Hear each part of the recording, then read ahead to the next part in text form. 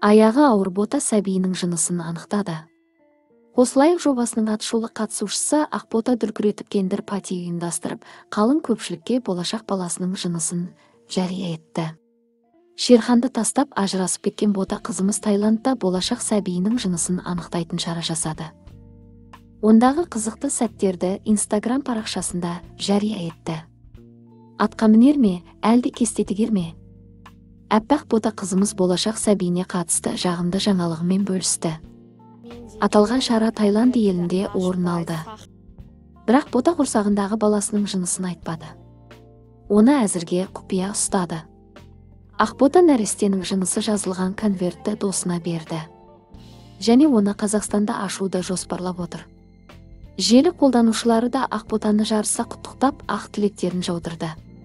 Тіпті Шерхан жайлы да жарыса жазды. Шерханға обал болды, бұл қаңғырып жүр. Шерханның берген қалың малын шашып жүрма. Қай уақытқа дейін жетеді екен? Бәрі әдемі басталып еді. Қайдан ана сұмырай жігіт әдейі Шерханның тез ашуланатынын біліп, ара қатынасты бұзу үшін істелінді. Соны ол сұмырайға назлы бірге болу керек еді. Ақбота басында қандай қыз екені көрінді ғой. Тимей жатып ажырасатыны. Шерханмен аз уақыт болса да бірге көріп көзіміз үйреніп қалып еді. Өкінішті ойбүй, мына қызға не болған? Қасындағы анасы айтпай ма? Шерханға ерегісіп істесең де балаңды ойламайсың ба? Деп жазды желі қолданушылары. Ал Шерхан әлеуметтік желідегі парақшасы арқылы ботаға деген өкінішін жеткізді. Бота жайлы желі қолданушылардың сұрақтарына жауап берді.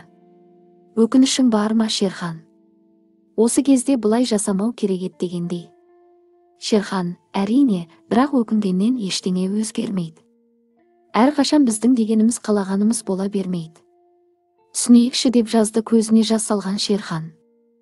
Еске салайық, аяғы ауыр бота мен Шерхан екі жаққа кетіп ажырасып кеткен болатын. Шерхан мен ботаның ажырасуы жайлы желі қолданушылары қызу пікірталас тудыруда.